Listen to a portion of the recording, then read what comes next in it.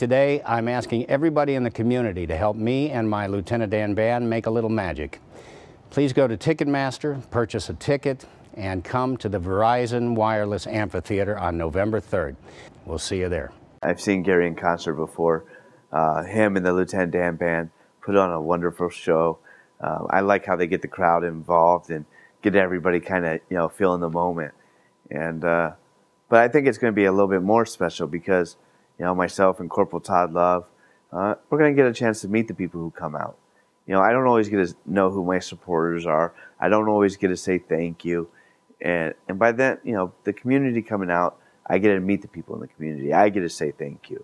I get to show my gratitude for what they're doing for me. Thank everybody for your support. So many people are out there supporting me and the Tunnels to Towers and the Gary Sinise Foundation and what they're doing for these warriors and myself. The smart home that they're building for me is going to allow me to live a life of freedom. It's going to give me the ability to, be independent, be able to wash my own clothes and be able to clean the dishes and get in and out of my house and in the bathroom and all these. It's just going to make my life much easier, and it's probably going to add years to my life, and take lots of stresses away. I was thrown from the vehicle, hit the ground. I can kind of remember, hearing the blast, but, almost just as instantly hitting the ground, kind of rolling a little bit. And I looked up and, didn't see my guys, didn't see any fire. I just wanted to get to them. I got up to run. But obviously, when I did that, I could start to feel the flames on my face. I realized I was on fire.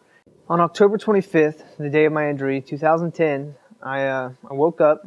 I was the point man that day, so I was leading the patrol.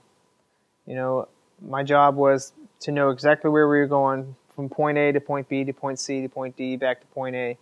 And unfortunately, as far as I remember, everything was fine. I remember searching the first few compounds, and then I remember a doorway, walking out the doorway, and that image of the doorway is the last thing I remember at that. As soon as she said his name, I knew that something happened.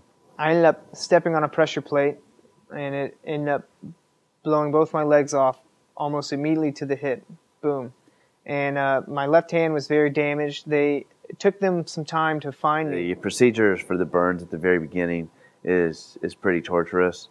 I was 85% burned, so the majority of my body was burned. When I talked to my buddies, months down the road, a lot of them told me that they thought I was already dead when they saw me. Now, I wasn't really exactly sure what my injuries were. I knew that my legs were gone, but I didn't realize to the extent of what they were gone. When I went and felt for my legs, and it was just the craziest thing. Definitely felt weird, and immediately I kind of was like, wow, that high? And I looked up at my dad, and he was like, yeah, that high. I asked him, I almost didn't believe it. Fast. And I can remember loading up. I remember it was a female flight medic. She asked me my name and my social, and I told her my name, but I don't even know if I even got part of my social out. I just kind of put my faith in God. A lot of my recovery has to do with my faith with God. For me, I feel I'm the lucky one. My 3 guys I lost in the attack on my vehicle, they're the unlucky ones. They don't get to live their life. They don't get to see their families. They don't get to go out and do stuff. These are my legs now. They're not just hands. These are my legs and my hands. Or my hand, legs, hand, whatever. It didn't happen to me. It would have happened to maybe somebody I know. And maybe it would have happened to somebody who maybe couldn't have handled it any better. So I don't believe in having regrets. I enjoyed my service. I did 14 years before medically retiring. I planned on doing 20. I don't believe in regrets. My aspirations for Todd is for him to live a full, healthy, and long life. Honestly, how do you say thank you to somebody who's literally changing your life? To be able to come to Atlanta, Georgia, and Gary Sinise have a concert for Todd and Mike Schlitz, 2 wounded warriors that are going to build in Georgia here, is amazing. I'm excited to be a part of that.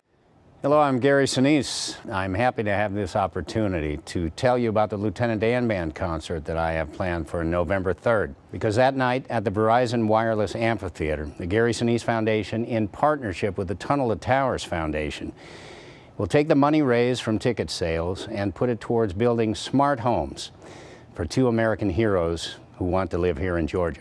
These heroes have to grapple with living in environments never meant to accommodate them and their injuries. So the houses that we are building for them aren't just homes, they're specially designed to give these heroes their independence back. Todd and Michael served their country honorably and sacrificed much in that service. That's why today I'm asking everybody in the community to help me and my Lieutenant Dan Band make a little magic. Please go to Ticketmaster, purchase a ticket, and come to the Verizon Wireless Amphitheater on November 3rd. We'll see you there.